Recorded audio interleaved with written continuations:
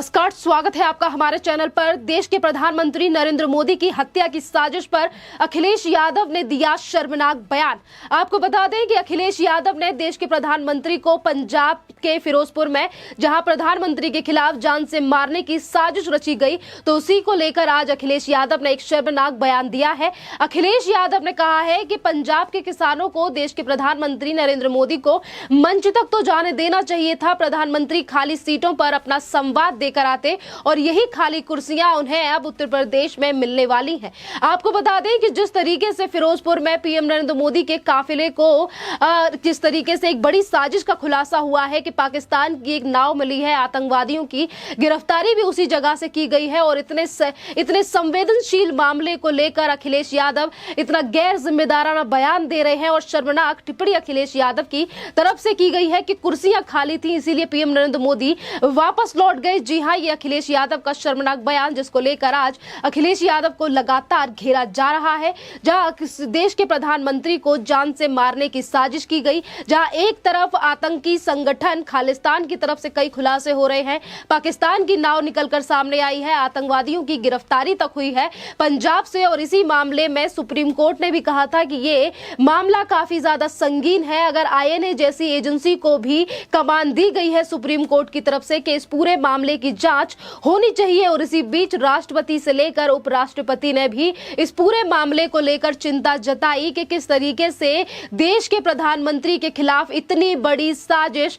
रची गई और उसी साजिश के ऊपर इतना शर्मनाक बयान अखिलेश यादव ने दिया है। ये दिखाता है कि अखिलेश यादव का आतंकवादियों से कितना ज्यादा गहरा प्रेम है और इसी के लिए आज अखिलेश यादव शर्मनाक बयान दे रहे हैं। ये अखिलेश यादव वही हैं जिन्होंने 2006 में बॉम्ब ब्लास्ट हुआ जिसमें तमाम लोगों की जान गई और सैकड़ों लोग घायल हुए, और उसके बाद अखिलेश यादव की सरकार जब 2012 में आई तो 2013 में अखिलेश यादव ने हाई कोर्ट से ये मांग तक की कि उन आतंकवादियों को छोड़ दिया जाए, और अखिलेश यादव की पार्टी उन आतंकवादियों को जेल से निकालने के पीछे लग गई और उन आईबीओ के अधिकारियों के आईबी ऑफिसर जो बड़े रैंक के अधिकारी थे जिन्होंने इन आतंकवादियों को पकड़ा था, जिन्होंने हमारे प्रदेश में इतनी बड़ी घटना को अंजाम दिया और उन्हीं लोगों को जेल से बाहर निकालने का प्रयास अखिलेश यादव की पार्टी ने किया, अखिलेश यादव ने किया। उन आईबी के अफसरों के ऊपर उल्टा केस डाल दिए कि इन्होंने जान लेने की कोशिश की है, और आज वो अखिलेश यादव प्रधानमंत्री के खिलाफ जो इतनी बड़ी साजिश हुई है उस पर हंसी मजाक कर रहे हैं और अलग तरीके से टिप्पणी कर अपना शर्मनाक चेहरा जो है वो अखिलेश यादव ने दिखाया है। इसको लेकर आज अखिलेश यादव का जमकर घेराव किया जा रहा है और जनता आज लगातार यही कह रही है कि आज अखिलेश यादव का जो प्रेम है ये आतंकवाद को लेकर इसीलिए सामने आ रहा है क्योंकि अखिलेश यादव ने हमेशा ही दंगाई, माफिया और आतंकवाद को बचाने का प्रयास किया है, चाहे फिर वो उत्तर प्रदेश में बसने वाले अतीक अहमद हो, मुख्तार अंसारी हो या फिर वो आतंकवादी हो जिन्होंने वाराणसी के संकट मोचन मंदिर को दहला दिया था जहां पर 18 से ज्यादा लोगों की जान गई थी। ऐसा पहली बार नहीं है बल्कि 2013 में मुख्तार अंसारी जैसे बड़े माफिया के ऊपर भी जब आईएएस ऑफिसर शैलेंद्र शर्मा ने भी पोटा लगाया था, जब भी समाजवादी पार्टी ने उस शैलेंद्र शर्मा के ऊपर ही उल्टे केस डालकर मुख्तार अंसारी को बचाने का प्रयास किया था और पोटा भी हटवाने की कोशिश सरकार की तरफ से की गई थी। और आज वही चेहरा अखिलेश यादव का फिर से एक बार निकलकर सामने आया है कि सिर्फ कुर्सियों को लेकर बात की जा रही है, क्योंकि आने वाले समय में उत्तर प्रदेश में विधानसभा के चुनाव हैं जिसको लेकर अखिलेश यादव की बार बार पर खींच सामने आती है, क्योंकि आज ही 5 राज्यों में चुनाव होने वाले हैं जिसमें पंजाब से लेकर उत्तर प्रदेश शामिल है। और आज अखिलेश यादव के पास कोई मुद्दा नहीं है तो वो देश के प्रधानमंत्री के ऊपर जो उनकी जान लेने की साजिश रची गई उसी का समर्थन भी कर रहे हैं एक तरीके से, और ये कह रहे हैं कि किसानों को देश के प्रधानमंत्री को मंच तक जाने देना चाहिए था। अभी तक तो ये खुलासा भी नहीं हुआ है कि वो कौन लोग थे जिन्होंने देश के प्रधानमंत्री को घेरने का प्रयास किया, क्योंकि जहां पर एक तरफ पंजाब की पुलिस ने 150 से ज्यादा लोगों के ऊपर एफआईआर दर्ज की है और वो भी उन लोगों का भी खुलासा नहीं हुआ है, और क्योंकि जहां पाकिस्तान की तरफ से बड़े खुलासे हो रहे हैं कि आतंकवादियों की गिरफ्तारी की जा रही है, तो वहीं दूसरी तरफ खालिस्तानी संगठन सिख फॉर जस्टिस जैसे संगठनों की तरफ से भी वीडियो निकलकर सामने आ रहे हैं कि देश के प्रधानमंत्री को जान से मारने की थ्रेटनिंग भी इन आतंकवादी और खालिस्तानियों की तरफ से मिल रही है। और अखिलेश यादव ये कह रहे हैं कि जिन लोगों ने रास्ता देश के प्रधानमंत्री का रोका, साजिश यानी कि जिन लोगों ने 20 मिनट तक देश के प्रधानमंत्री के खिलाफ वहां पर नारेबाजी की और वो लोग जिन्होंने काफिले को रोका था हुसैनीवाला के फ्लाईओवर पर, वो लोग कोई सामान्य लोग नहीं थे, क्योंकि उनके पास रॉड से लेकर तमाम ऐसे औजार थे जिन्होंने उन्होंने हाथ में लेकर छुपा रखे थे। जहां एक तरफ लगातार सवाल उठाया जा रहा है पंजाब पुलिस को लेकर, तो आखिरकार अखिलेश यादव ने उन लोगों को कैसे ठहरा दिया कि वो किसान थे, और क्योंकि अखिलेश यादव ने ये कहा कि पंजाब प्रधानमंत्री को वहां इसीलिए ले गए थे कि कुर्सियां खाली थी। तो इसी बीच ये भी खुलासा हुआ है कि पंजाब की काफी जिनमें बीजेपी के कार्यकर्ता थे जो कि इस रैली में जा रहे थे, वहीं पर उन लोगों को भी रोकने का प्रयास किया गया, बसों में पत्थरबाजी की गई। और इसी तरीके की चीजें आज अखिलेश यादव कह रहे हैं कि उत्तर प्रदेश में भी देश के प्रधानमंत्री नरेंद्र मोदी को खाली कुर्सियां नजर आएंगी, जिसको लेकर आज अखिलेश यादव के ऊपर तमाम टिप्पणी की जा रही है। जहां अखिलेश यादव के लिए लोग कह रहे हैं कि आने वाले चुनाव में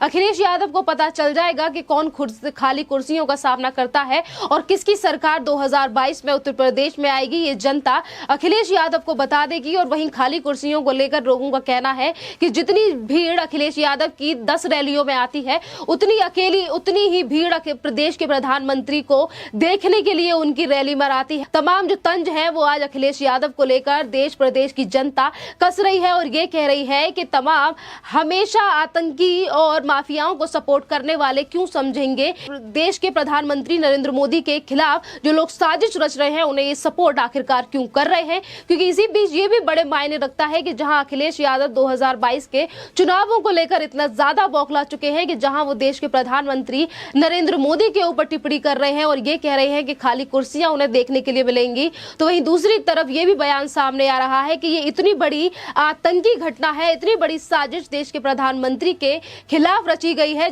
कांग्रेस और बीजेपी की बात भी की जाए तो दोनों ही विरोधी पार्टियां हैं, पर उसके बावजूद भी विपक्षी पार्टियों ने भी इस घटना को लेकर तमाम कहा है कि पंजाब सरकार को सख्ती बरतनी चाहिए थी, पंजाब सरकार की इसमें गलती है। और सोनिया गांधी ने भी इस बात पर कल टिप्पणी की थी कि देश के प्रधानमंत्री सबके प्रधानमंत्री होते हैं, वो किसी एक पार्टी के प्रधानमंत्री नहीं होते। और इसी को लेकर तमाम पार्टियों की तरफ से भी कहा जा रहा है कि ये मामला काफी ज्यादा गंभीर है। तो वही अखिलेश यादव की जो छोटी सोच है वो फिर से एक बार निकल कर आई है और अखिलेश यादव देश के प्रधानमंत्री को सिर्फ बीजेपी का ही प्रधानमंत्री मानते हैं। और इसीलिए उन्होंने इस संदर्भ में कहा कि अगर वो उत्तर प्रदेश आएंगे तो उनके लिए इतनी ही सीटें, खाली सीटें देखने के लिए मिलेंगी। यानी कि अखिलेश यादव देश के प्रधानमंत्री को लेकर जिस तरीके से टिप्पणी कर रहे हैं, ये दर्शाता है कि अखिलेश यादव देश के प्रधानमंत्री के लिए किस तरीके की सोच रखते हैं। और इसी को लेकर 2022 के चुनावों को लेकर अखिलेश यादव कभी श्री कृष्ण का जिक्र करते हैं, कभी राम मंदिर को लेकर कहते हैं कि बीजेपी का एजेंडा राम मंदिर नहीं बल्कि वोट का है, इसीलिए राम मंदिर को बनने में इतने ज्यादा साल लग रहे हैं। अगर समाजवादी पार्टी मंदिर बनवाती तो वो शायद 1 साल में बनकर खड़ा हो जाता। जिस पार्टी ने कभी राम मंदिर बनने का विरोध किया था, कार सेवकों के ऊपर गोली चलवाने वाले भी मुलायम सिंह यादव थे। और आज सिर्फ वोटों के चलते समाजवादी पार्टी का चेहरा इस कदर सामने आ रहा है कभी वो इत्र कारोबारी पीयूष जैन को लेकर अपनी बातें छुपाने का प्रयास करते हैं, कभी अतीक अहमद और मुख्तार अंसारी जैसे लोगों को भी सपोर्ट करती हुई नजर आती है समाजवादी पार्टी। क्योंकि सबीकुल्ला खान को भी समाजवादी पार्टी में शामिल कराया गया है सिर्फ और सिर्फ तुष्टीकरण की राजनीति करने के लिए। और आज वही अखिलेश यादव लगातार देश के प्रधानमंत्री को लेकर टिप्पणी कर रहे हैं और ये कह रहे हैं कि यही हाल होने वाला है देश के प्रधानमंत्री का उत्तर प्रदेश में। तो इसको लेकर खुलासा ये भी हुआ है कि अखिलेश यादव ही वो नेता है जिन्होंने 50 लोगों के सामने अपनी रैली को संबोधित किया था। क्योंकि कोडरमा में, क्योंकि यहाँ पर यह भी खुलासा सामने हुआ है कि अखिलेश यादव ने भी इस बात को स्वीकारा है कि कोडरमा गए थे अखिलेश यादव, जहां उनकी पार्टी ने उन्हें बार बार पर रोका कि वो स्पीच देने के लिए नहीं जा सकते। पहले आधा घंटा, फिर आधा घंटा और 1.5 घंटे के बाद अखिलेश यादव को पता चला कि रैली में काफी ज्यादा कम लोग आए हैं और अखिलेश यादव ने खुद ही 50 लोगों को संबोधित किया था। और जिस अखिलेश यादव को 50 लोग देखने के लिए भी उनकी रैली में नहीं पहुंचे और वो देश के प्रधानमंत्री के खिलाफ इस तरीके से बयानबाजी कर रहे हैं, ये दर्शाता है कि अखिलेश यादव जहां एक तरफ आतंकवाद को समर्थन दे रहे हैं तो वहीं दूसरी तरफ अखिलेश यादव का ये डर है 2022 के चुनावों को लेकर। क्योंकि आज अखिलेश यादव से लगातार उत्तर प्रदेश की जनता सवाल पूछ रही है। क्योंकि अब आज अखिलेश यादव कितना भी लालच उत्तर प्रदेश की जनता को देते हैं, क्योंकि आज हकीकत देश और प्रदेश की जनता को पता है कि अखिलेश यादव ने ही, चाहे गोमती रिवर फ्रंट हो या फिर वो लैपटॉप बांटने की चाल हो, जिस तरीके से कहा गया कि हम लाखों युवाओं के लिए, जो स्टूडेंट है उनके लिए लैपटॉप बांट रहे हैं, पर लैपटॉप बांटने की आड़ में किस तरीके से करोड़ों का घोटाला हुआ। और यही घोटाला गोमती रिवर फ्रंट में हुआ। किस तरीके से अखिलेश यादव ने कहा कि हमने यहाँ पर विदेश से लाकर पत्थर लगवाए हैं और उसी गोमती रिवर फ्रंट में आधा काम कर पूरा जो पैसा था वो समाज समाजवादी पार्टी ने हड़प लिया और आज अगर देश के सामने सच्चाई अखिलेश यादव की आ रही है तो अखिलेश यादव देश के प्रधानमंत्री के खिलाफ इस तरीके से बयानबाजी कर रहे हैं। इस टॉपिक पर आपका क्या कहना है, आप हमें कमेंट करके जरूर बताइए। धन्यवाद।